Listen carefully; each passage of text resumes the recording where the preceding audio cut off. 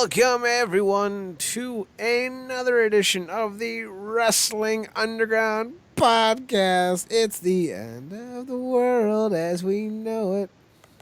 And I feel like shit. Toddlers, man, they will come for you. They will come for you in their little tiny boots, in their little tiny hats, and they will give you the plague. They will give you the plague, and you will wish death upon yourself.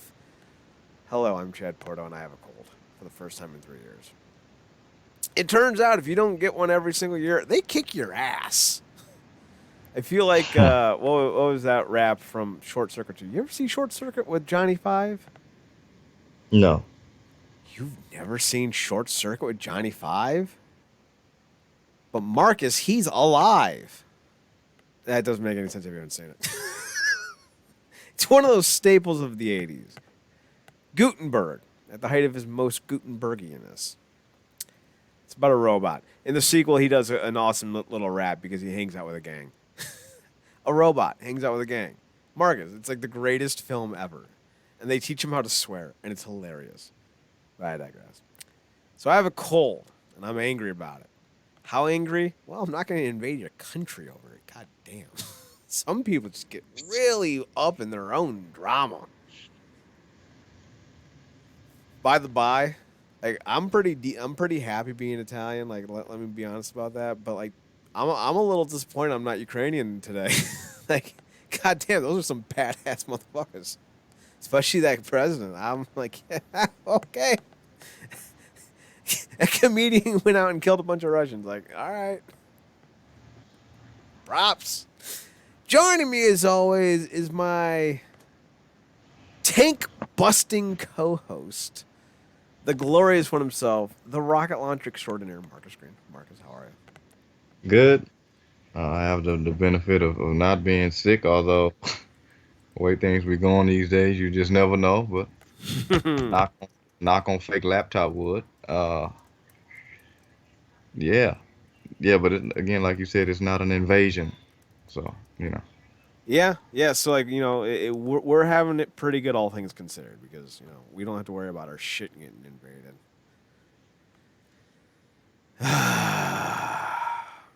Yeah, we get good old domestic terrorism just fine. Yeah, and like that's easily dealt with because most of them, are fucking idiots. It's like whatever. So we have a pretty strong docket this week. Tony Khan's got a big old announcement. Cesaro's gone. Corey Graves wants to return to wrestling, but no one, why? Moose's title run, Keith Lee's health, like it's a pretty deep docket. Marcus, with all that being said, though, let's start with Tony Khan's big announcement. We don't know what it is, but for weeks and weeks we've been hearing that it's big deal, but he can't talk about it because he's got an NDA and he's got to figure it out. A lot of people are defaulting to the idea of an AEW New Japan Super Show. Other people are discussing a new show.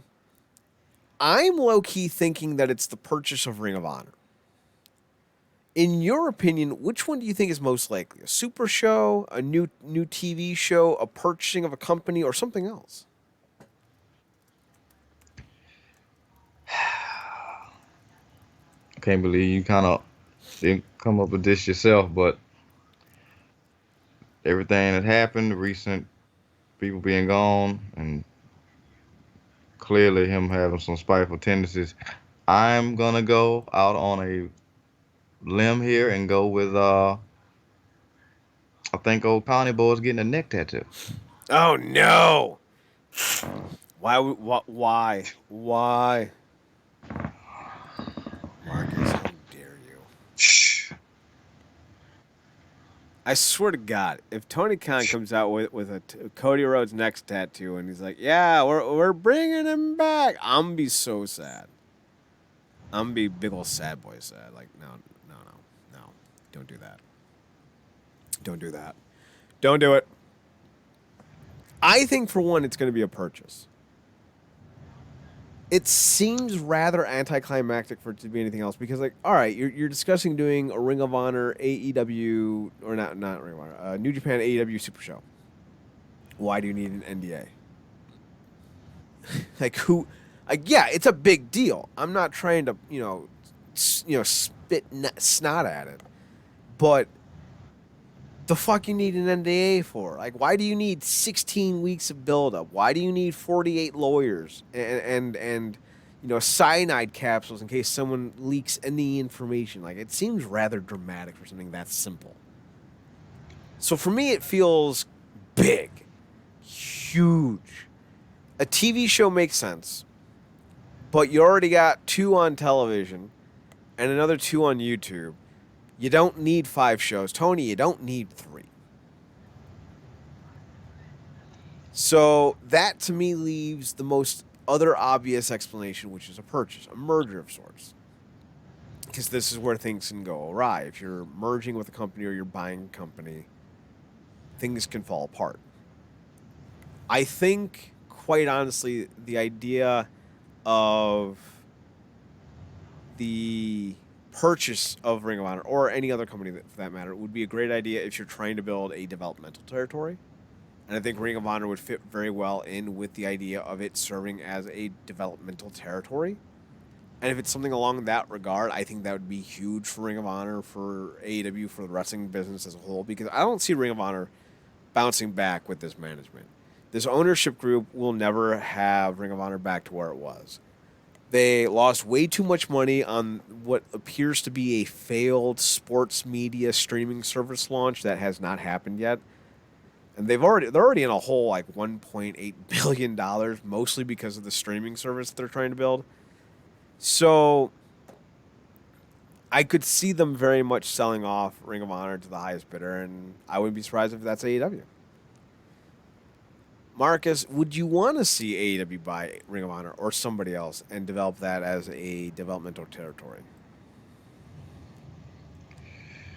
I'm biased, so I'm gonna go and say I'd like to see that more happen with Impact.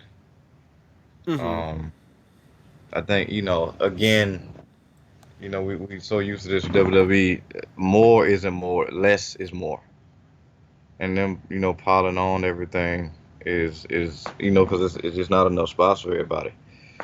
So I wish Ring of Honor could get back to doing their own thing, but I think with not just like you said, the bumbling of funds and whatnot, they've lost a significant amount of trust in a lot of their guys who were very much planning on probably retiring in that company. Mm-hmm. When you look at the momentum that company had, building up all the way back from that pure tournament, they was doing some really good stuff.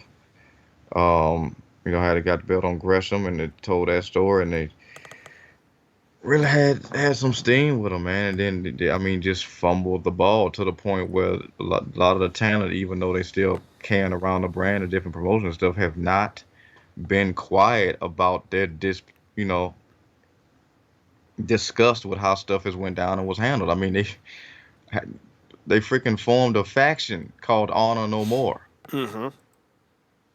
Which is really what was brilliant when you think about it. And so, I mean, like it 100% can happen. Um, but I would personally like to see Ring of Honor, kind of get back to their own thing. But like you said, on the new regime, it still wouldn't be the same because it's hard to build that trust back. But I personally like to see it with Impact. But as AEW is the founding question of what Khan's gonna do, like you said, I think an acquisition could very much be it, or like you said, a show. Because at this point, they got the bag. They feel like they can do no wrong, and I think they got a tight formula with the 2 hour and then the 1 hour. I think the 1 hour has been a godsend for as much product as we watch a week. But like I said, it's a lot of quick expansion going on over there. So if it's another show, I wouldn't be surprised. Could be interesting. Could be terrible. Speaking of interesting but terrible, Cesaro is gone from the WWE. And by the by, can I just make a quick note?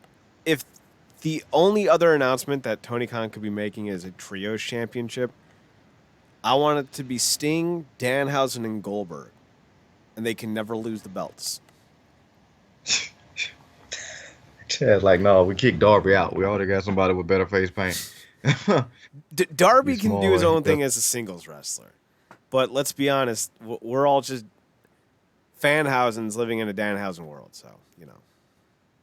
I mean, natural transition to him being a little Stinghausen, that'll be good. The sky's the limit for the kid, right? Yeah. So, be brilliant. But if it's a trios, okay, that's Rather over dramatic for it to be a simple trios belt, but still. it wouldn't be the worst thing. The only thing that would piss me off immediately about that it would make um Ass Man's little gun club more prominently featured, and I'm good on that. The Ass Boys. From the backers, yeah. What I love is the Sons hate it, but Billy can't get enough of it. Billy loves the Ass Boys. That's the best part of the whole gimmick. So Cesaro's gone. Not surprising, or maybe some people might find it surprising. He hasn't been happy in a while, but he kept re-upping his deal, so I kept telling him, shut the fuck up. Like, I don't care if you're unhappy. You keep taking that money and whoring yourself out. Like, what the fuck do you want, man? Like, We just got through talking about the movie as a reference before the show. It's like I can, like you can't. I signed another contract, but they still won't push. That's just too damn bad. I don't recognize the quote. Quick kissing Kate Barlow's uncle. I mean her grandpa when she was he kept having her to try to dig for that Yale Nets treasure. Okay. It was like, God damn it, Grandpa, I'm tired. Well, that's just too damn bad. So, when it comes to Cesaro, he's 41. He's been through the ringer. He's not the talent he used to be, but he's still pretty good. But Marcus, do you think Cesaro still has any type of, I don't know, what's the word I'm looking for? Not credibility, but do you think he can still do what he needs to do in order to bring the boom, so to speak? Because, like, he doesn't have a personality. He has no gimmick. The only thing he is a good hand. And he's not really a person that you can market. He's Tim Thatcher, basically. Yeah, man. So I don't know what you do with him. Thanks for making me follow you on that one. Right? I mean, look, I mean, that part about names like, and I've seen his name brought up on Twitter later too with his AEW stuff. Sad thing about guys like Cesaro and Brian Cage and others is like they were anomalies when they were anomalies, but now they're barely the norm. And Mm-hmm. we've seen everything we do. We've seen people that have come up that are basically them, but better or better versions and different generations that do what they do. But like I said, to a high degree, uh, with better characters, far more charismatic um, personas, and ultimately the narrative around them is like you were always, the guy that had the potential, but just were never in a position or to fulfill it. So I think he could obviously go somewhere and have phenomenal matches because the guy's a stud in that way. But he'd probably be more featured, like you said. He's a good hand, or if he could get in a tag team, as we've seen him, which was probably a more larger narrative of his career, him going to these makeshift tag teams and making them pop. One, because they had to, but two, also because of obviously the talent. So I don't think he's gonna move the needle by any stretch. Like you said, he's in his late 40s, mid to late 40s. I think he's 41. Yeah, we've seen what he can do. He's never been, the guy to listen to on the mic. But maybe him joining a faction or, you know, having a mild singles thing, maybe one little stretch of tournament matches to finally get a world title shot that I don't think he'd actually win. But that's about it. I think the steam is kind of gone on that train. Like I said, Cesaro is a great talent, but he's no longer the guy that you watch back on highlight reels. You just didn't seen it run into the ground too much. Yeah, and that's part his own fault, part the fault of the industry in as a whole. What you said is spot on. The industry's passed him by. He's still a good worker. He is. He can come in and be a top 5 guy just an in-ring technician alone. But that no longer carries the same weight that you could say 15 years ago when he signed with the WWE. I think he debuted in what, 2008, 2009? Yeah. Or maybe it was even later than that. It might have been 2011. And he was paired with who? Maxine or Oksana, one of those two generic ass women. And like he was supposed to, I think it was Oksana. And he was supposed to be like a aggressive rugby guy who got kicked out of playing rugby in Australia. But he's Swiss. And then he did the whole like I speak 5 languages. And like I don't know, the dude just isn't that entertaining. His big swing was cool, and then he did like a pop-up uppercut that was pretty dope. But I don't know. Unless you're trying to fill out the mid-card or tag team division, I don't really think you need him, and AEW certainly doesn't have any room for him because who are they going to tag him with? They got like 12 or 13 tag teams. You going to put him with Danhausen? Like, you're going to put him with Daniel Bryan or Bryan Danielson? What you CM go throw him? Punk? You gonna throw him in that new Aleister Black faction? Yeah, that's Or what I want to see. Buddy they, Murphy and Claudio Castagnoli. Yeah. what's your favorite? What's the line, Chad? You line this Aleister Black, Brody King, and then Buddy Matthews. One of these things is not like the other. He Right, we're gonna needs have to go us. back. We're gonna have to go back to fucking Sesame Street for some of these things. It's like Jesus, I get him a sleeve. He needs some type of sleeve. Ah. tattoo a third eye on his butt cheek or something. I don't know. Yeah, and like, or what you gonna do? Throw him in a faction like Matt Hardy's little faction, like you did with Andrade, who doesn't need to be in a faction. Like he basically needs to go back to New Japan at this point. But yeah, I mean, what you gonna do? So I like I don't know. said, I think Andrade needs a faction personally. I don't know if this is the faction he needs, but yeah, I think he needs one. He's one of those guys that like I get the hype, but his promo work is still not great, at least in English. I don't know, yeah, Marcus. Have you ever heard a Andrade promo that made you kind of go, "Yeah, that's the stuff"? Because I don't watch enough of them to be able to say one way or another. no, I mean, obviously he got the Lij suave and swag with the suits and all that, and obviously we know his ties to that back in New Japan. Um, But no, I mean, I enjoyed him saying El Idolo, but nothing after that. Like he peaked with Thea, um, and Selena Vega, but then in classic WWE fashion, like they do with everything that catches fire, they can't let it last. Nope. So they broke them up, and then he immediately went down. I mean, he was floundering in NXT. Then they put up with her. He thrived, came up, beat McIntyre, and then was kind of off to the races. And then he wasn't off to the races because we know what happens when you transition to the main roster. But yeah, I've never really looked forward to an Andrade promo. Um, but I do think a faction would be good. But he could. I mean, he don't work. Seeing him with Private Party and Matt Hardy, who's either like in his like ice cold Matt Hardy slash broken speak slash whatever he's doing that week, it's not a it's not a good fit. So, but yeah, I don't know. You think he's gonna take? I mean, I would imagine he takes his name back. Claudio, what Castagnoli is his name.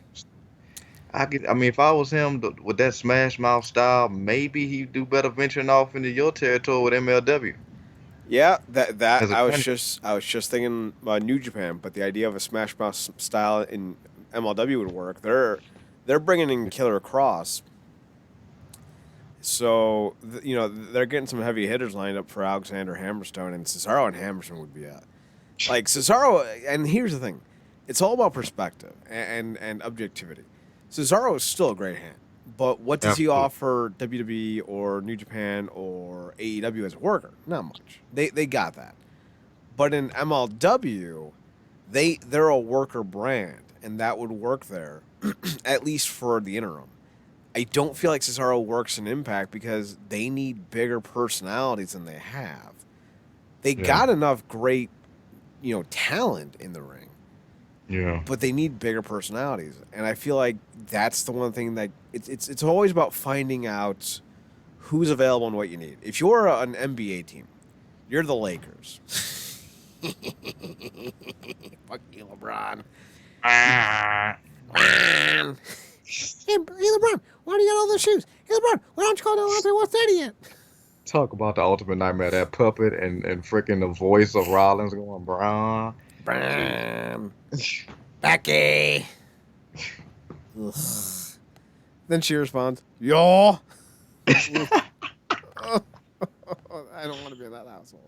If she's But not eating, that's just how she sounds. right, but like, imagine you're the Lakers. You have the chance to get a great 3-point shooter to help spread the court, or Russell Westbrook. Which one should you have gone with? The great 3-point shooter, not Westbrook.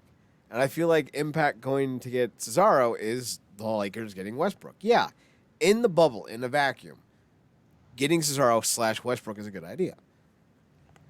But that's not what you need. If you're an NFL team and you have Russell Wilson, you're not going to try to find get a trade for Kyler Murray to pair with Russell Wilson. It doesn't make any sense. Not unless you're finally going to run my 2-quarterback offense. Yeah, it's funny we talking about personality. This is why I wish they hadn't run afoul with some people, like specifically Drake. Mm-hmm. Like they need somebody like a Eli Drake. Like he's an all-purpose player, multi-tool type of guy. And yeah, like Jonah's not supposed to be the personality guy. He's a monster at this point. Moose is kind of doing what he's doing. Um, and obviously Alexander, is the technical guy, and he's fine on the mic, but he's not the guy that I look to see, with the mic. So that they definitely need somebody like that. And you've already brought up the fact that they're hurting a lot of WWE people right now. So, um, I mean, but the funny thing is that's the largest pool of free agent talent right now. Mm-hmm. So, what you're gonna do is just, I think it's who you pick up. I think they can afford to pick up some significant names, specifically with the women, because the women's division and with the knockouts right now is heating up. But yeah, and I think I saw you reference that tweet that we'll talk about later when we get to the, I guess, the moose portion, that the cringe tweet crap. Uh, but yeah, MLW might be what that is. You mentioned they bringing in Cross. I immediately thought about a run-in between, and I wished it was in Lucha Underground because, ironically enough, Cross was in Lucha Underground as like the leader of that Bunny faction or whatever. Yeah, he was Paulin and heavy. Yeah, I'm like, you didn't know like how great of a feud it would be to have Cross with his character that he had in NXT with Scarlett run into somebody like Amir Mortez and Katrina. That's money. Yeah, that That's would have been money. great. Speaking of great, we can't go there with the next few things. Roman Reigns and Brock Lesnar. To be fair, that great dig was because I thought the Miz was next. I actually am fine with Lesnar Reigns title for title. The question is going to be, Marcus, do they do away with the Blue Universal title? I like that. It's for my first time hearing that. That's good. I That's think I good. I stole do. that from Russell Talk. Nice. Not a bad place to steal from. They the, I, I like the Black Championship better. That's just me. Like this color coded crap is stupid. But again, it's vintage WWE at this point. I don't know. I don't know if they're gonna unify and come up with a whole new belt concept, a belt design concept, or just pick one. Um, I feel like at this point they may, because it's the whole WWE Universe thing. They may chunk the black one and keep the blue one. Ugh. You know what they should do? throw the blue one out, throw the black one out, sell to Disney, liquidate your assets, and disappear into forever. Hilarious. So here's what they should do. The black belt has red gemstones, correct? Yeah. I would take out every other red and put in a blue one. There you go. That's how you signify both Raw and SmackDown. It's not a complicated concept. But then what I would do is I would bring back the World Heavyweight Championship for SmackDown or for Raw, whichever one doesn't have Brock Lesnar on it. And if Brock Lesnar doesn't win this match at WrestleMania, I'm going to cry. Because Brock is the most over thing in wrestling right now. And the best part is, like, I don't remember who said it. It was, oh, God, I think it was MVP. Basically said, like, this is who Brock Lesnar is. Or no, it was Shelton. It was Shelton Benjamin. It's like, this is who Brock Lesnar is. Like, this whole, like, the whole, like, shucking and big smile and dumb hats and stupid flannel. Like, that's who Brock Lesnar is. This comedian. And I'm like, the fuck? Why haven't we been getting this since 2002? This is money. Money, Brock. You can hit 34 German suplexes as long as you do a Stone Cold impersonation every other month. You know, you, you know how far we've come as viewers of this man. When now when we say business is about to pick up when the music hit, it's because we're looking forward to what outfit he's wearing. Brock Lesnar is the red carpet wearer. He's the Met Gala of WWE. I am entranced with his dumbass, attires. A Christmas sweater in February? Ah! We almost got too used to him. And that's the great thing about Brock, too. You never get tired of seeing him slaughter people. Like he did that thing on SmackDown where he chunked like a computer chair like it was like a bucket. Like the man is freak strong. But like the fact that like got to the point where it's like, yeah, Brock's money, man, absolutely all the time, but he's missing something. What is he? I don't know what it is. And then somebody freaking said yeehaw in the background. I think the best part, Marcus, is it one attributes to who he is as a person and it humanizes him, but it also adds another wrinkle to his personality as a wrestler because he just seems even more psychotic and psychopathic now. Like if he comes out wearing like reindeer antlers and like a skeleton clown mask and like a basket of eggs and then he starts beating the shit out of somebody. You know, I love it. You know what I immediately think of? Them wrong turn movies. He's Yup. one of the wrong turn things because it's like they're terrifying when they're happy. They're really terrifying when they're mad, but they're always terrifying. And I just thought about it. I'm like, somebody needs to do this, and I wish me and you were more technically savvy because this would be like probably the highest rated tweet. They need to replace the Chuck Norris shooting thing with Brock. Because that's basically what he just got through doing. Anytime we see him, somebody like right off the farm, like yeah, absolutely, right off the freaking farm, he just slaughtered something. Somebody's buffalo child is dead. Oh, replace Brock with Tom Welling in the Smallville cameo during the Crisis on Infinite Earths miniseries. Like that would be great. Just have John Cryer's Lex Luthor try to open up the kryptonite and like, I have what ails you or whatever the line was, and Brock just like, what? Ah. Oh man, I would love that. That'd be great. Speaking of things that aren't great, WrestleMania is gonna have Mike the Miz Mizan and Jake and or Logan Paul. I can't tell them apart because I'm racist. Paul, it's a long nickname. And the Mysterios going at it in a tag match. And Marcus, I just gotta say, why? Poor K. I don't want to see this match. I don't want to see anything about this. Like I'll pay to see Logan Paul get his face punched in. yeah, closer we might get to that at this point with everything that's been with the KOs that those two have been delivering specifically. I guess Jake. Or Logan, which is again, this is typical for me. Chad's new here, but we welcome him. You can't tell But which yeah, one's close. which. Exactly. Racist. to be fair, Chad's purposefully done it with the Usos? No, I Like, I have don't not freaking. purposely done it with the Usos. I genuinely cannot tell them apart. How dare you, sir? I The genuinely Chad like, don't know I which one don't is need to which. know who they are. Which one's mad to Naomi? All right. That's always been Exactly. the go. That's exact that, or I ask which one is currently incarcerated for DUI. The One of sad two part is, ways. the sad thing, both of those are the same answer. But Well, they both have issues drinking and driving, so technically no. what I think one of them got more of them Yes, consistently that yes. one time. Yeah, One of them yeah, has been back to the to the well, so to speak. yeah. But yeah, I just like I said, the closer we may see, the one of them getting KO'd is a 619 to the face.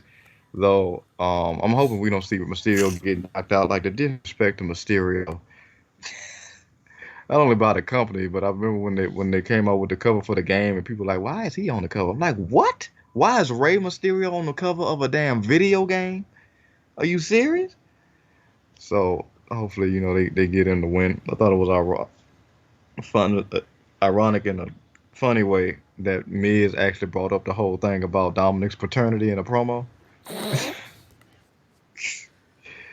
Oh, I can't wait for the Brock Lesnar Rey Mysterio feud to eventually happen, because you know it's going to. I just want Brock to reference two things. One, hey Ray, remember when I bounced you off the turnbuckle post? oh man. And then two, hey Ray, remember the last time a smallish Mexican man fought me? Because I'm not fighting the demons anymore, Ray. You're fighting me. I just want to call back to that promo, because that was Brock's That best promo that didn't involve him using a briefcase as a jukebox. one day Chad's gonna be really free and do or I'm gonna ask him to do like a video listing off his favorite lines from his favorite promos, and it's gonna be the Jay Lethal Briscoe one, Yep. the Undertaker Brock fight, Yup. that you just listed. Yup. It may be something from. It's probably be something from the damn TNA funerals, but No, but you're close. It involves Sting. Can you get a little bit closer? It involves Sting from TNA. is it is it one of the Joker ones? Almost. Like you're touching on it. It doesn't technically qualify, but it's there. It's from 2011.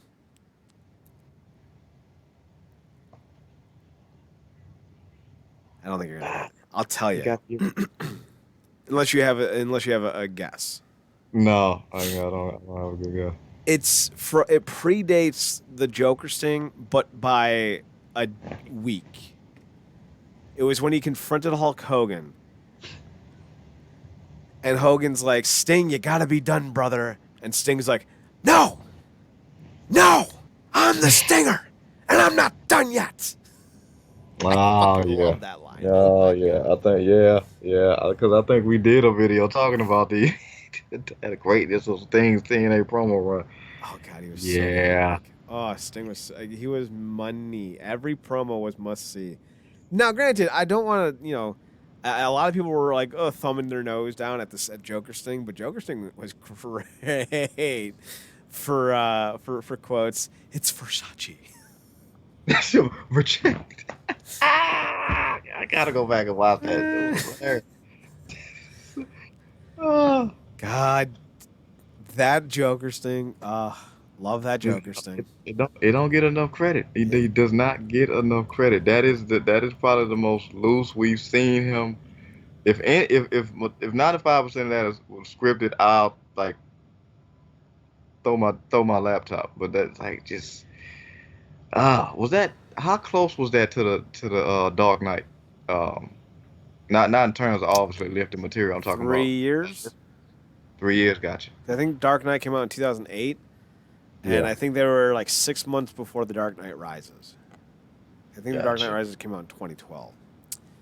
Speaking of rising, Ricochet, he's rising up the ranks on SmackDown, which is not really a good thing, because what other faces do they have?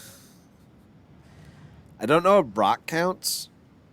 Let's see. You got Shinsuke. Oh, please. Shinsuke Nakamura is one of the most overrated lower card acts of the last 3 years. That company has butchered his legacy. You, you know how fucked up this company got to be. They normalized Shinsuke Nakamura and Asuka. Yeah, and not just normalized, they destroyed them. They no longer have name value. They exist. That's the kindest thing I can say about them. Speaking Yeah, of man. existing, let's talk about Ricochet. So apparently he's slated to be the top star only behind Drew McIntyre, who I didn't even know was on the show. Awesome. So that's new. He's going to be going for the Intercontinental title against Sami Zayn, and Zayn is rekindling his feud with Johnny Knoxville, the legendary, iconic feud of about 3 weeks. So, Marcus, is this finally when Ricochet rebounds?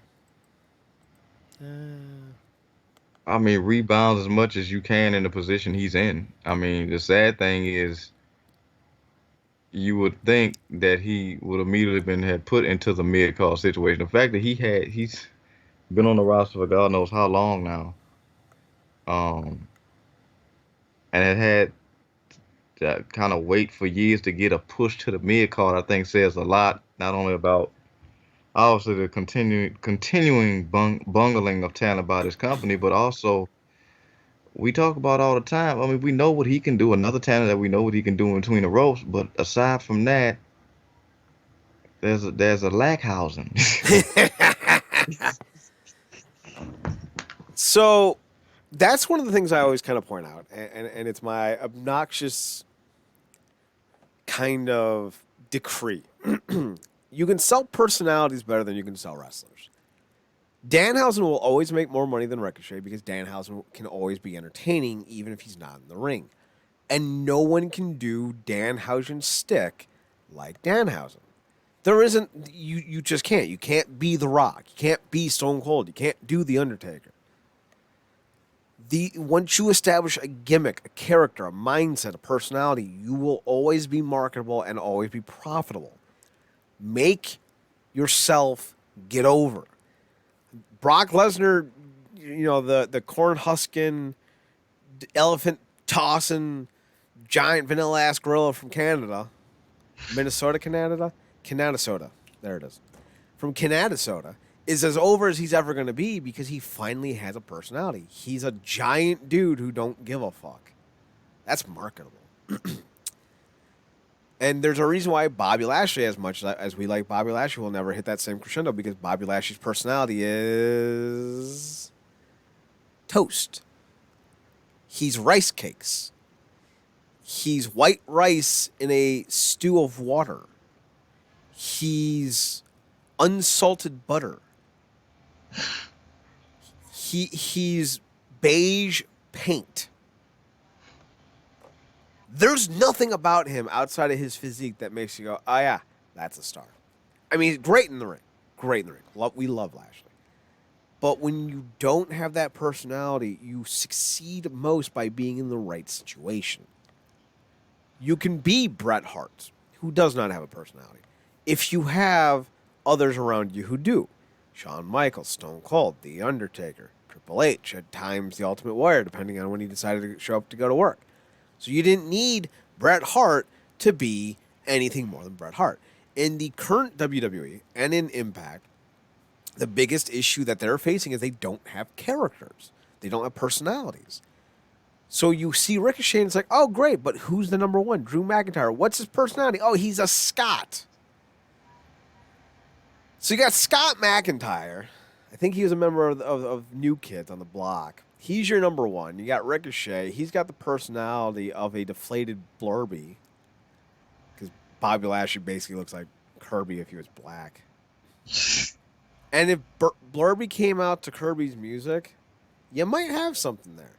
Because if you make him the inhaling beast where all he does is run up, gut check you, and pull you up and slam you into a Dominator powerbomb, and then pins you while the Kirby theme plays, and then takes like a piece of your gear and wears it as he leaves, that would be dope. I would love that.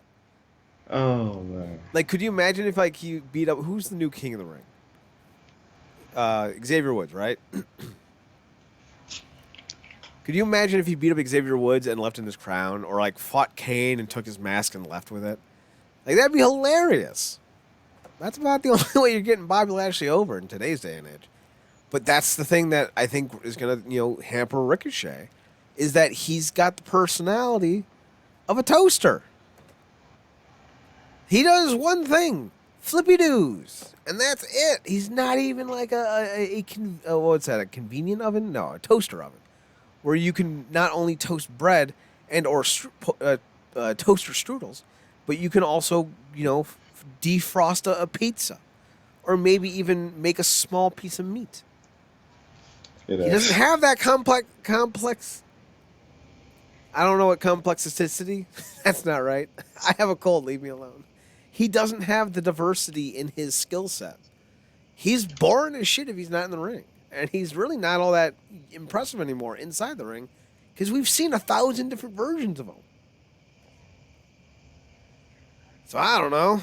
What's the difference between Trey Miguel and Ricochet?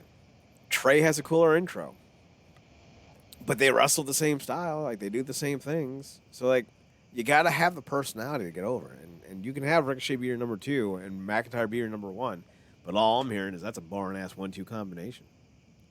And even Trey's developed a personality. Obviously, he's kind of had to elevate as he call him the lone rascal now.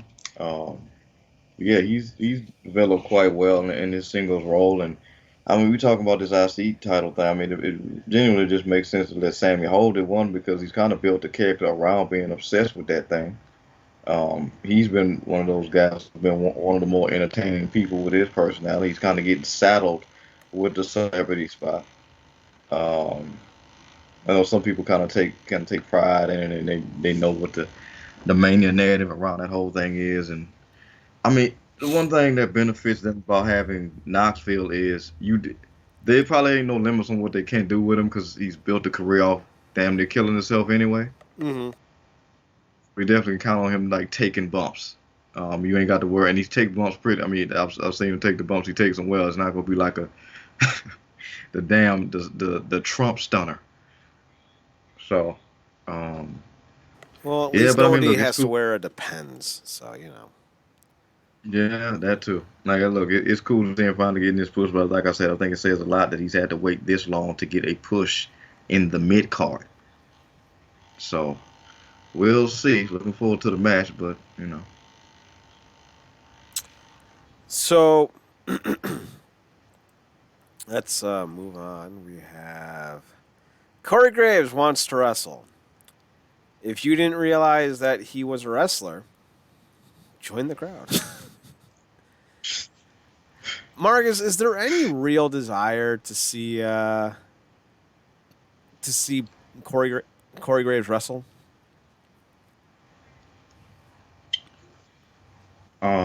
let me see. I can Can you find one to give?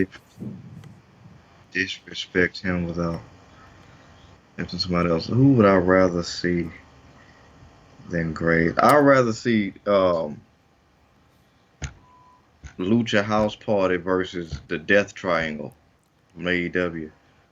Um, which would actually probably be a high quality affair. But I mean, you could yeah, I rather have see no Vince desire. McMahon wrestle again.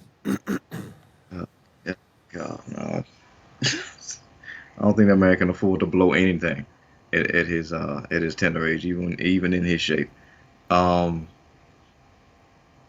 no, man. I mean, I think it's ironic that how things are lining up because he's no longer the new kid, the new hotness on the block. That's kind of been dead and gone. Mm-hmm. McAfee's the guy now, and I'm Yep. pretty sure he remembers a time when he was that guy and was getting the praise from Paul Heyman, which is the ultimate stamp in a lot of people's eyes. And he's basically kind of devolved into a less entertaining version of Cole. Cole's kind of found his middle thing and kind of conceded to McAfee in a way because obviously Cole knows his role. But Graves is kind of just there, and people know that he's gonna kiss his fiance's ass or whatever every time she comes out. But other than that, that thrill is gone. And him getting back into the ring, I'm like, I've never even seen any of his NXT stuff, and I have no desire to. But I like what they calling him, the something of misbehaving or something, the Maven of misbehaving or whatever. I don't know. But if he wrestles how he commentates at this point, good, Yeah, really good. I'm fine with passing on him, truthfully. Yeah, give me. I'll watch another match featuring where Steiner teams up with Josh Matthews. Well, Marcus, that was a great fucking match. You No, can't. no, no, no. I 100%. No, I'm buying it. No, the money is always on Steiner. Josh is the mole on the ass of Steiner. There ain't no mistake about it. I know what I'm fully getting into, but I know that Josh is smart enough to sit back and let Steiner math the entire situation. Jeez. You know, I'd rather watch his girlfriend wrestle than him. I'd rather watch Carmella wrestle than Corey Graves, because at least with Carmella, I know it's going to be done in under 5 minutes. I Yup. That one. wonder where she gets that practice in. But Uh, um, Marcus, let's talk about Moose. Moose. Moose. So he's having a run with the belt. He's taken on Josh Alexander, Zack Ryder, W. Morrissey, and now he's got Heath Slater at an Impact Plus event. And here's what I've kind of realized. He's not been very good as a champion. Now, we can argue the quality of opponent. Absolutely on the table. But one of the things that I think needs to be said is a great champion, a truly great champion, will always make smaller feuds matter in promos. And Moose has always been an iffy promo guy, but he has had his moments. And I feel like his Morrissey match was his best match that he's had in several years. Yeah. So it's not like I think it's not like I think Moose is being set up to fail here. I feel like he's not capitalizing on the moment, because the one thing that Impact is trying to do is make new main event stars, which is why they're doing Morrissey, why they're doing Mid-Card Dona, which is why they're doing Heath Slater.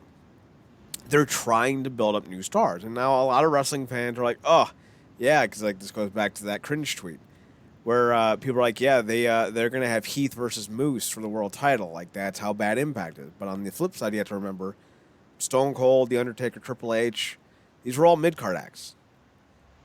So I don't really understand why wrestling fans always kind of stick to this mentality of like, once you're a mid-card act, you can't ever break out of it, because that's a lie. He's not doing his part in helping elevate these other wrestlers. Now, again, you can argue the idea that he's not wrestling with the top guys. Sami Callihan's hurt. Eddie's doing the I was about to call it Faith No More. Yes. That's a 90s rock band reference, Faith No More.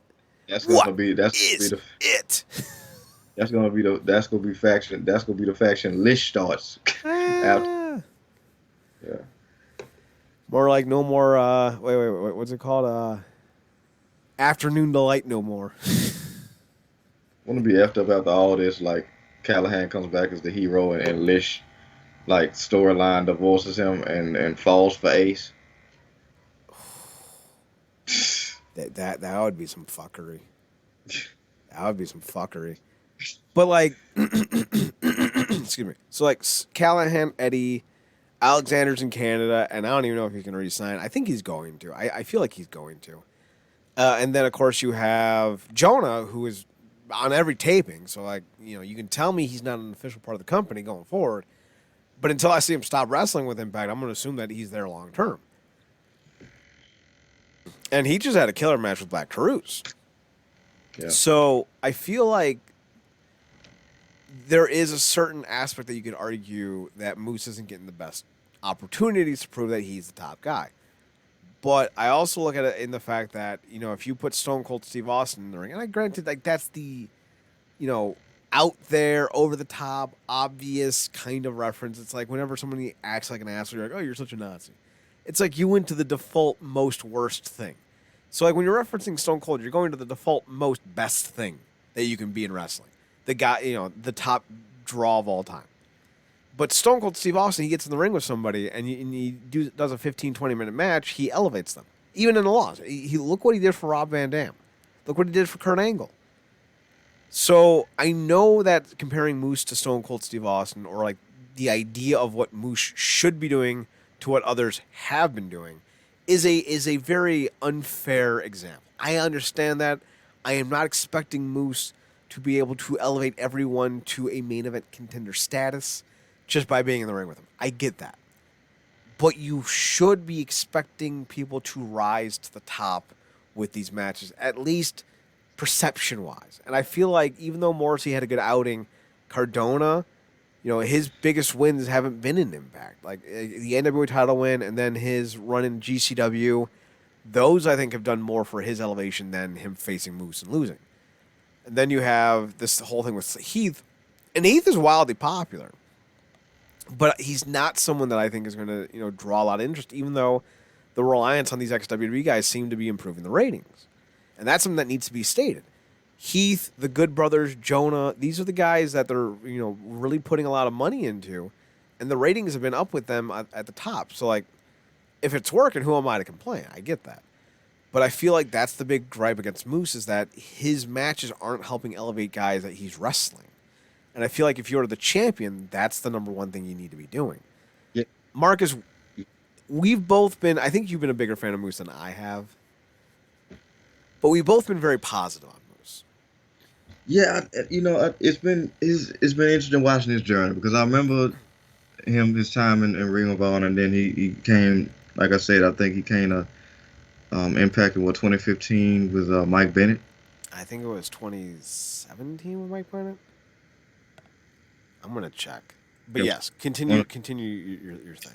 Well, he came in with Mike Bennett, and it's been a slow but sure climb there. Obviously, he had his run with the Impact Grand Championship. That was a whole thing, but he was kind of holding that down. And it's been a slow, steady build, and he's gotten better as a performer. And I think when he finally fully embraced the heel thing, we see him change not only his physique, but his presentation as a character, his execution on promos, his just whole demeanor changed, and he really was coming off like a guy that was ready for the main event, that top spot, and they had been coming for a very long time. So when they finally crowned him, I didn't necessarily agree with how it went down.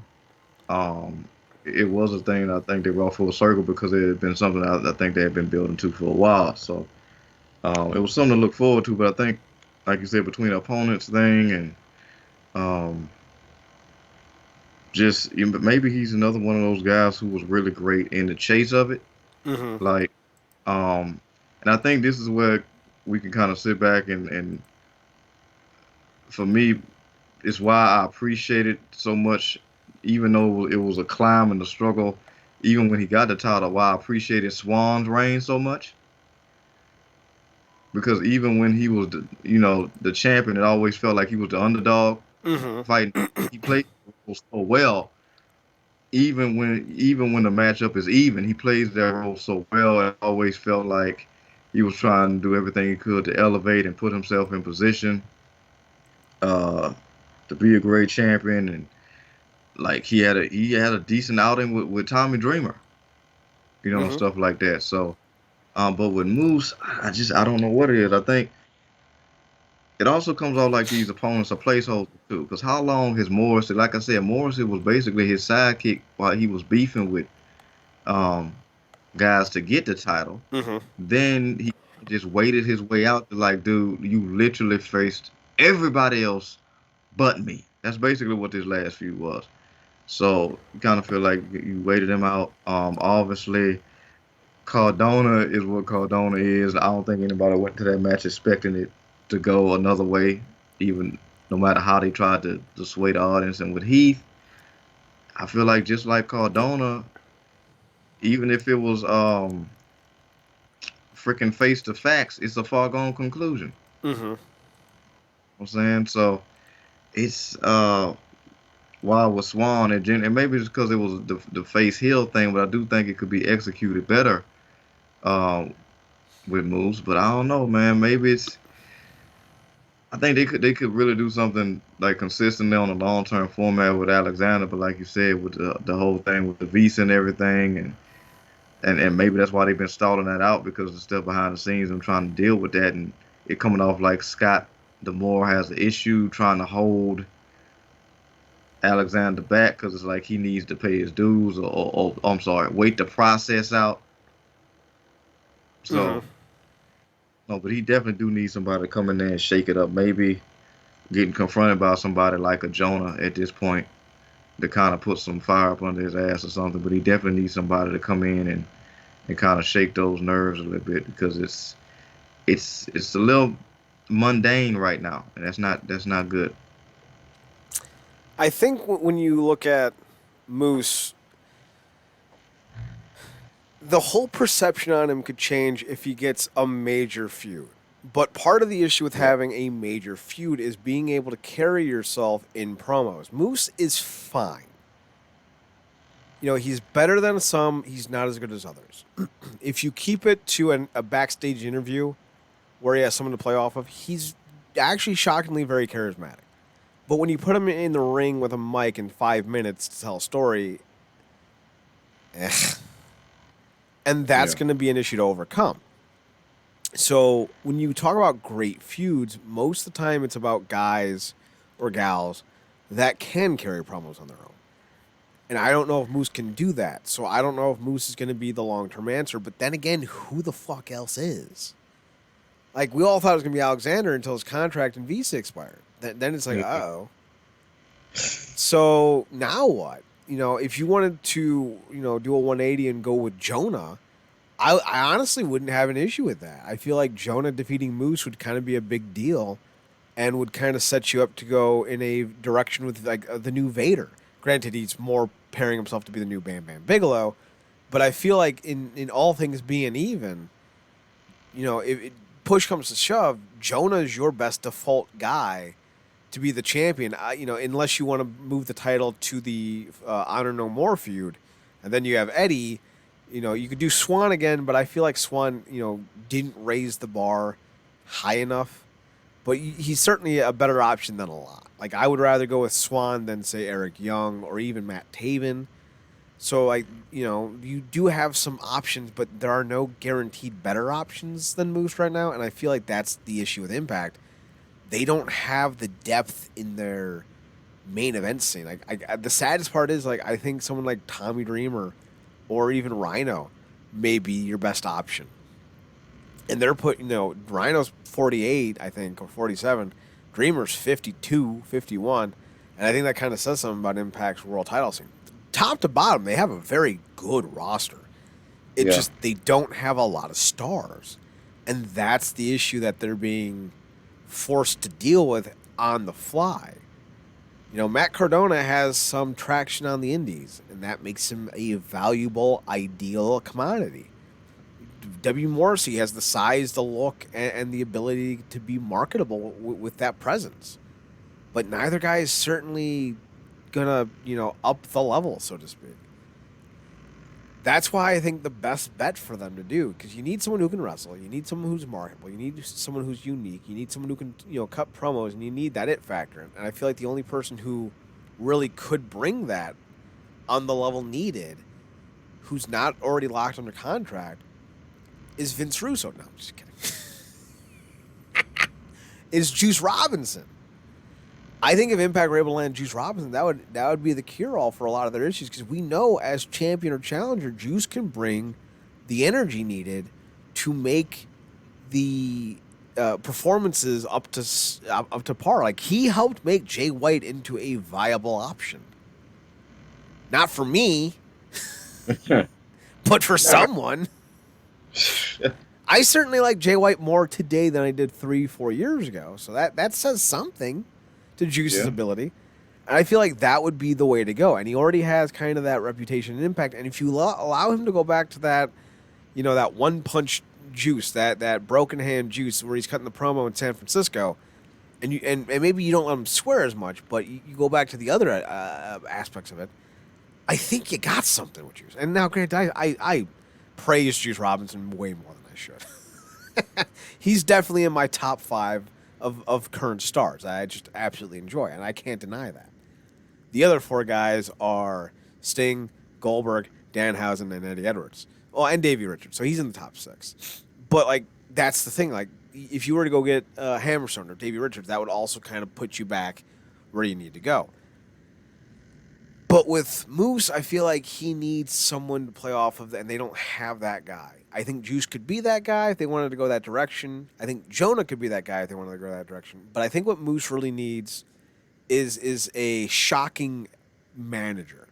Like not like a James Mitchell, because we know James Mitchell. We know he's gonna pop up eventually. But like someone obscure like Alex Riley or Sonny Ono or Trish Stratus, just someone you wouldn't expect, because that unexpected pairing could help put his interest over the top. And I think that could help him out. But I don't know who you would go with. There's certainly 100,000 options you could do. Personally, I don't know. The Sonny Ono idea just makes me happy. Sonny Ono and Moose, make it happen. Marcus, speaking of blasts from the past. Yep. X-Pac, Sean Waltman. He's back in wrestling. Had his first match with Brian Myers, I guess? Or was it Matt Cardona? He fought one of them.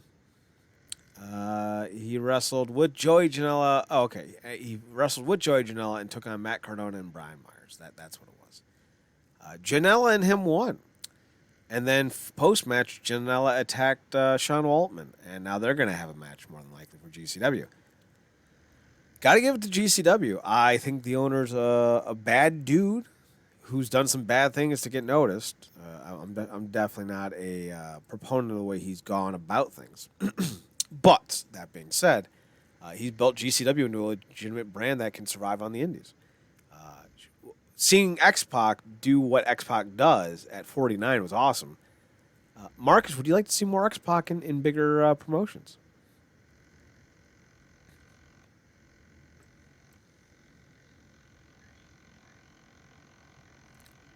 Momentarily lost Marcus for a second. And technical issue, and I'm back. Okay. Oh. Marcus, would you like to see more Sean Waltman in bigger promotions? Yeah, I think it's cool, man. Like I said, talked about it for the show. He looks good. He looks like he's doing good all around. Like, Sean's another one of those stories, guys with those stories that he could have very much been one of the real darker episodes of Dark Side of the Ring, and it didn't go that way, thankfully.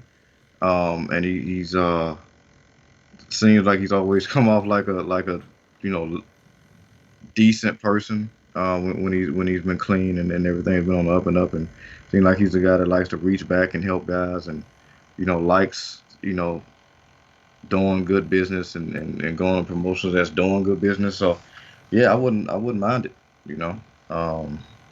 Like I said, he's the guy I never get tired of seeing, like in a good spot. So I like seeing wrestlers get their lives together.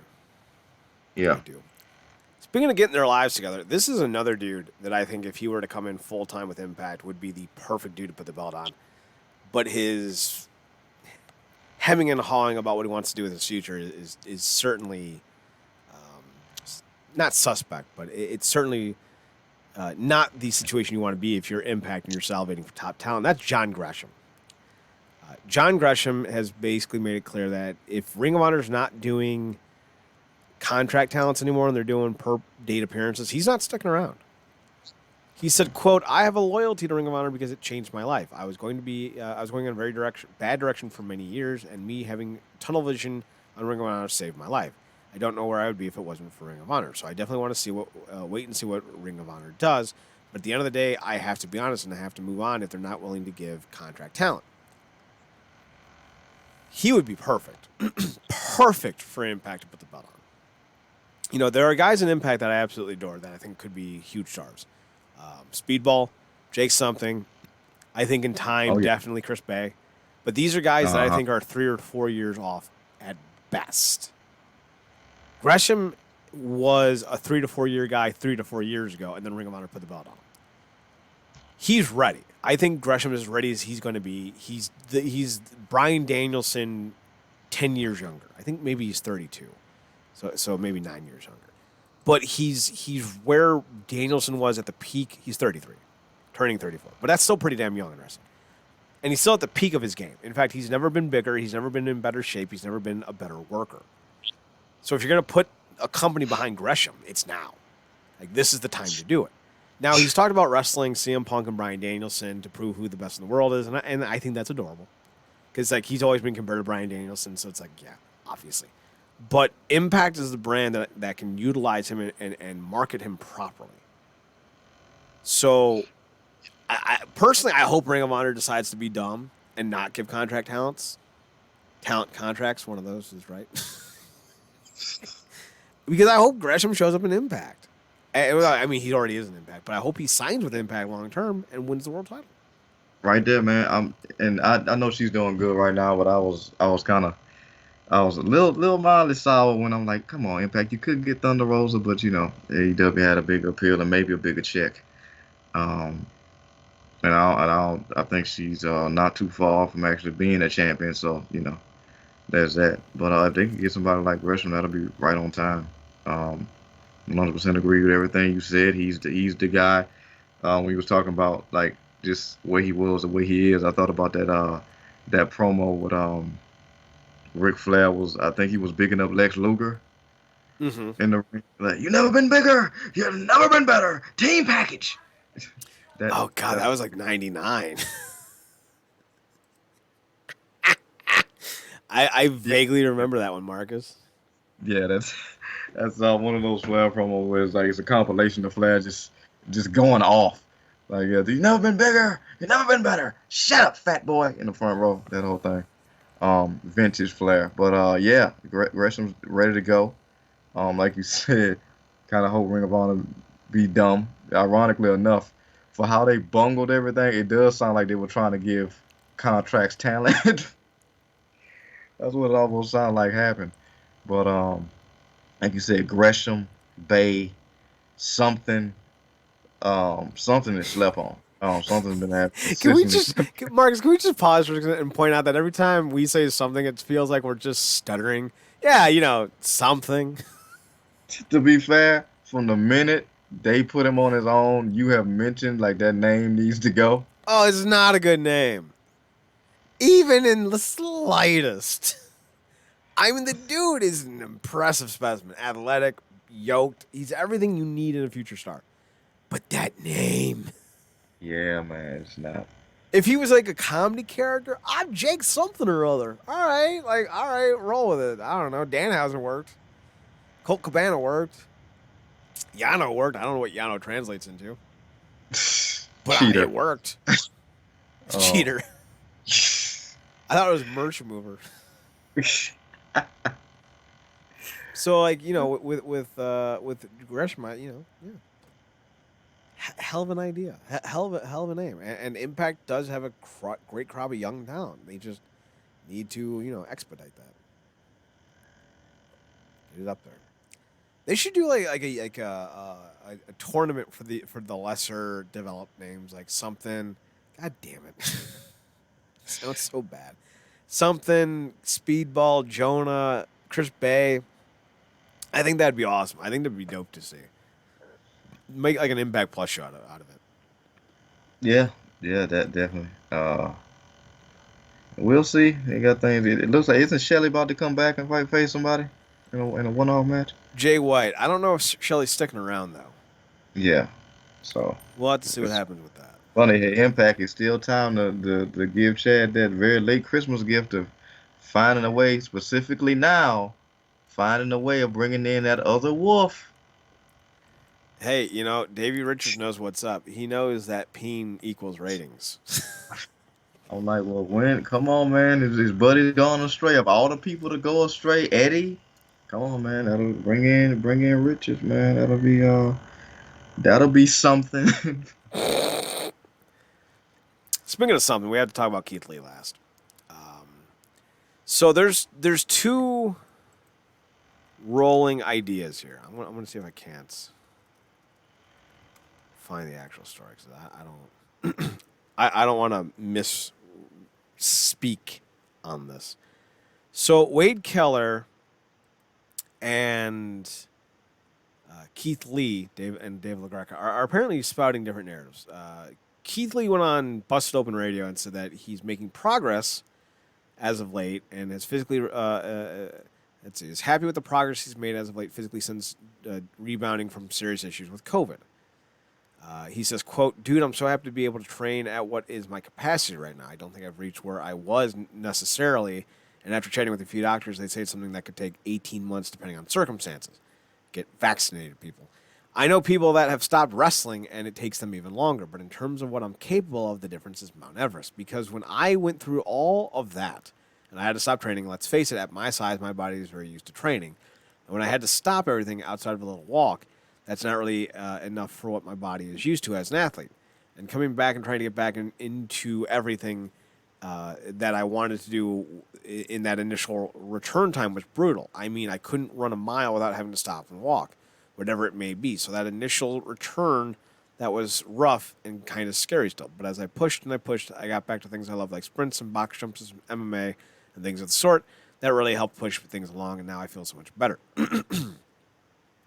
That being said, Wade Keller has a vastly different situation going on with Keith Lee. Keith Lee says that the friends of Keith Lee are worried about his health and weight and attitude issues. Ruh-roh. So let's see. Here's what Keller had to say about Keith Lee. I'm not in the Keith Lee hater club. I am his only friend because I am not enabling him and acting like the reason that he hasn't been that he hasn't succeeded has as much to do as he should is the fault only of Vince McMahon. Let me reread that because I completely butchered it. I am his only friend because I am not enabling him and acting like the reason that he hasn't succeeded as much as he should is the fault only of Vince McMahon. It's not. It's on him. And this is from friends who care about him and who have talked to me. If Keith Lee is wrestling, he's in the ring wrestling, putting his health and the well-being of his opponents on the line. If he's clear for that, he can be cleared to work out and get in shape. If the idea that he can't possibly get into shape because he had COVID and he might die or he went through stress, then take some time and get in shape or don't wrestle if you can't. I mean, that's not an argument. Keller continues. Number 2, all of this predates COVID and what he went through, including the attitude issues that were going on that I heard about in NXT.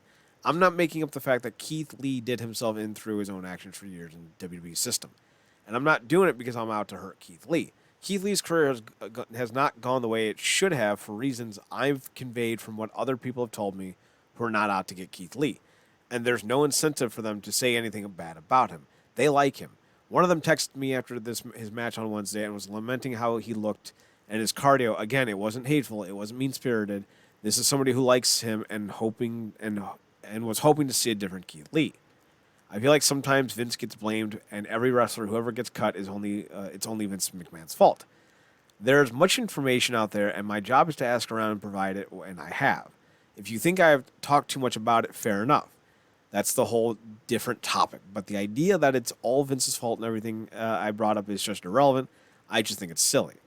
And so the reality of the world that Keith Lee lived in is that he's not in WWE anymore. And it's not Vince McMahon didn't see big things for him. It's that Vince McMahon didn't want to make money with him. Let's see, where is it? If everything else is somebody else's fault and there's no personal responsibility when it comes to reality, fair or unfair, of what WWE wants from the wrestlers, that they spend every week with dealing all the producers, all the fellow wrestlers, they're at the point where it isn't about creating the best roster and the best product. They don't have financial incentive. I think Keith Lee would still be in the WWE if he made some adjustments that he, out of pride or stubbornness or obliviousness or whatever, didn't do. I'm just conveying in good faith what I think is a true story, which is, if he did some changes or other people have done, he'd still be there making money and being featured. And he didn't. That's not me dogging Keith Lee. That's me conveying the facts of the case, which is he'd have a better career and maybe it remains to be seen in AEW. I don't think he asked to be released because he wanted to roll the dice in a different place. I think his goal was to have things go better in the WWE, and I'm just reporting why they didn't. So we mentioned last week that I didn't think Keith Lee looked that good. And that I don't get Keith Lee, at all. 100%. I don't get Keith Lee hype.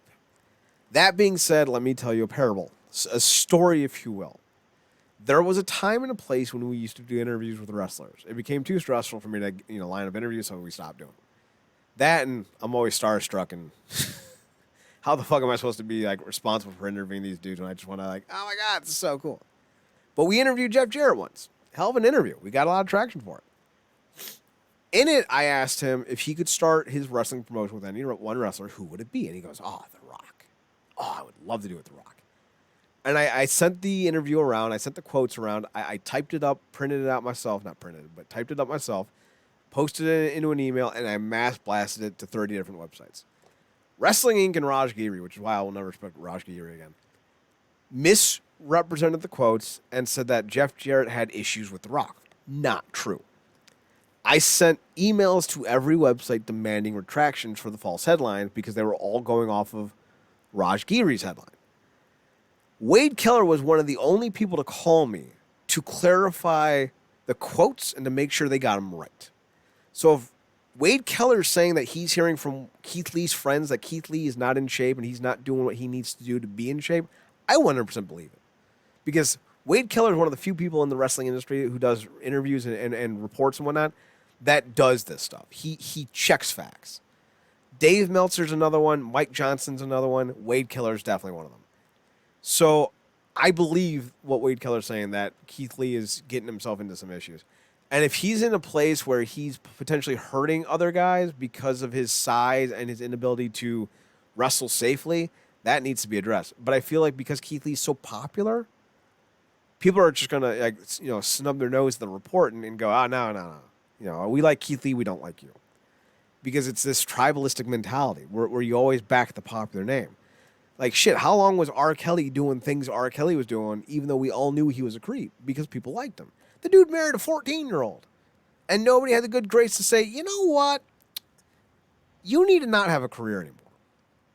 Because people liked him. Who else? Like Tucker Carlson. Tucker Carlson says some of the most inane Russian pro travesty nonsense I've ever heard. And he still has a career. Because people like him. They don't want to like the other guy. And I feel like that's what this is going to be. Wade Keller is going to be kind of, sacrificial lamb because people like Keith Lee, and he's not saying nice things about Keith Lee. So obviously, Wade Keller is the issue. Marcus, thoughts on Keith Lee not being in shape and not doing what he needs to do to get where he needs to go? Man, kudos to you for lending that I guess added layer of credibility to Wade Keller. That's actually refreshing to hear when stuff like that happens, because a lot of this stuff is a lot of following the leader when it comes to a lot of this news stuff. I know everybody kind of wants to be first and not necessarily want to be accurate. Mm-hmm. So that sucks to hear that, but I mean, we see that all across the entertainment industry. But one, if it is true, like you said, that's a significant reason to be true because of who it's coming from. That sucks. Obviously, we know he's gone through a lot. Probably almost lost him to COVID. If you go back and read what he talked about, but I don't know. Maybe he's just trying to find himself again and physically or whatever as an athlete, post all that stuff that he's gone through, and maybe still having some residual effects from. So that sucks. Specifically if it's interfering with his match quality, and certainly if it's interfering with him being able to properly handle his own when it comes to taking care of his opponent. But what also sucks to me is when he brought up the fact that it was his friends that took that to Keller. Mm-hmm. Yeah, Keith Lee's friends, apparently. Yeah, I'm like, okay, if Chad was, in the position of Keith Lee, unless it was like a life-threatening situation or something, and I needed to go outside of you to maybe stir something to change the situation, I'm not going to the guy to put out reports. That's just me, though. Mm-hmm. There's just something a little off about that to me. Obviously, off because now it's a trust thing. Like, he went behind my back to, put out some information because of how you felt, not necessarily, exactly what it was, because obviously you're not him and you're not who I think is his wife now, Mia Yim. So, man, it's not a good situation. He's another guy that's uber talented. We talk about guys like Keith and Rush and others um, who as talented as they are have like a high potential of getting in their own way. Mm-hmm.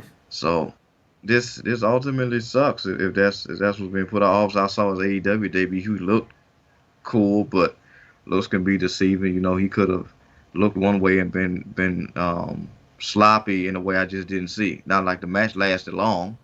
So that is true. That sucks. Hopefully, he gets it together and he kind of finds his momentum in AEW. Doesn't fall to like a Brian Cage scenario, but you don't know. I am glad though that he is on the better side of that health stuff because he almost got took out. So Yeah, he developed a heart issue because of COVID, if I remember correctly. And there yeah, is something to speak of when you suggest that the idea of, what do these friends have to gain by going to Keller and reporting it themselves? But maybe it wasn't so much like, let's just say that his best friend is Mia Yim, just for the sake of argument, and Mia Yim went to Keller. That would be a pretty suspect thing to do. yeah, Like, why are you going to a reporter to talk about this? What more than likely is the case that I think is happening, but I could be wrong, is that Keller was talking to somebody just as one does. yeah, Because the thing that people don't really understand is reporters often have friends in these companies. Like the whole joke of Dave Meltzer being an AEW informant, probably not untrue. He's very close friends with a lot of the guys in AEW, but that doesn't mean that he's going to be biased in his reporting. And that's kind of the thing that you have to, toe the line of as a reporter is if you're going to be a news reporter that reports facts and honesty, you can make all the friendships you want, but you still got to tell the truth. So I think what ended up happening, if anything, is that Keller was having a genuine conversation with somebody, and they kind of said, like, yeah, man, I don't know. I'm worried about Keith. And then it went from there. I don't think necessarily it was people running to tattle on Keith, but I could be wrong. This might be a jealous ex friend, could be a jealous ex girlfriend, it could be a former manager, it could be former trainer. Like we don't know who the sources are that Keller's talking to. I believe the sources are telling Keller what Keller's reporting, but like you said, there's really not a lot of substance to the idea that these people are just talking to Keller out of hand about Keith Lee. Like, why would they go to him directly? That's fair. There's certainly a motivation behind it. But then again, maybe like you said, Marcus, maybe they've tried talking to Keith. Maybe they are deathly worried for him. Maybe this is the case where they feel like they have no other avenues and they're trying to get into his head any way they can, that they're worried about him. yeah, There's a variety of reasons that Keller could be reporting this. I believe Keller is telling the truth that he's being told these things. yeah. That doesn't necessarily mean the things that he's being told are honest. So there is some subterfuge to kind of peel back here. So this is a developing story, and I think it'll be interesting to see how it plays out. That being said, that's all we got for you this week. Marcus, do you have any final thoughts, questions, comments, concerns, or recommendations? No, um, let's see, nothing really to recommend in terms of watching. Chad always closes it out with what he says. Yeah, that's about it. People just stay safe out there. Back to smile. Apparently, I be quiet, you stream. Apparently, did Finn Balor win the Intercontinental Championship tonight? If he did, I did not see it. Raw is wait a minute. Raw. I mean, U.S. well, title, imagine that. sorry. That's if he did, I didn't see it. Raw would have to be considerably better to be a chore. So Yeah, apparently Finn defeated Damian Priest. I didn't even know Damian Priest was the U.S. champion. So, like, okay. He hit the coup de grace, the cup de Gracie to get the win. So that's the thing. Congratulations to Finn Balor. Caprice Coleman, it's a dream come true to see black wrestlers represented well in and outside of Ring of Honor. Caprice Coleman, I want to see you represented better in and outside of Ring of Honor. All the titles on that man, please. Especially if he's going to Amen. stream. Caprice Coleman has the best shocked scream face of all time. Like, I just want to see him like tussle with Brock Lesnar because you know he's just gonna go, "Ah!" and it's gonna be hilarious, and I'm gonna laugh. Oh man. Ah, make it happen. I don't care if it's a wee man situation. Just let it happen. I needs to see it. All right. My recommendation this week is drink chicken noodle soup broth to avoid getting a cold. That's it. That's my recommendation. And send money to Ukraine if you can. Yeah. They need What it. temperature? What temperature on that broth? Piping hot, little. And not piping, because like if you need to wait 10 minutes to drink something, you overdid it. So like I don't know, 50. If you're making chicken noodle soup, 60 seconds stir it, you're good to go. If you're making just broth, 45 seconds stir it, you're good to go. Unless you're cooking it on the stove, in which case 2 minutes tops. And then drink that some bitch. Yeah, man. Oh God, I don't have any soup in my house, and I want some desperately. But the only corner store that sells it is already closed, so it's like, because like the grocery store closes at 9. It used to be open 24 hours, but now it closes at 9 because COVID. Once they go back to 24 hours, Marcus, I will no longer have these complaints. Ooh, I do have a pizza. I can cook that in the oven. That's a go-to for me, man. A couple that Campbell's chunky with a sandwich and some chips. That's good stuff. Yeah. There's a 4-pack that I buy. It's a 4-pack of chicken noodle and then a 4-pack of tomato soup. Nice. That's what I wrap. And for me, my sandwich of choice, or more, my sandwiches go with my tomato soup. And oftentimes it's a grilled cheese. You dip the grilled cheese in the tomato soup, and you're. Oh, okay. I've only seen that on commercials. Oh, I do it. I am a living, breathing proof that those commercials are not a lie. Unless I put tomato on my grilled cheese sandwich, which does happen. Then in which case I'll go with a secondary side option instead of tomato soup.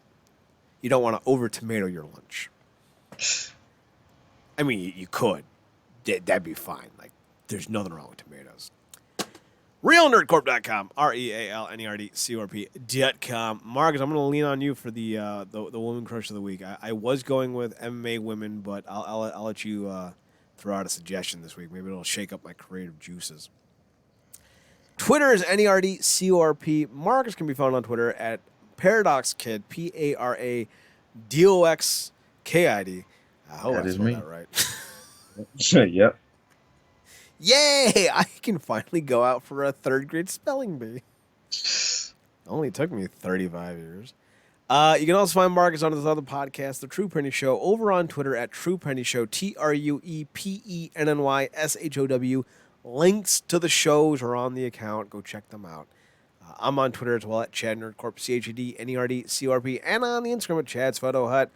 Thanks for tuning in. Thanks for checking us out. Thanks for giving us a chance. We'll be back next Monday around 10-ish, maybe 10:30-ish, for another edition of the Wrestling Underground podcast. I've been your host, Marcus. It's your turn. Take us home. Good night, me.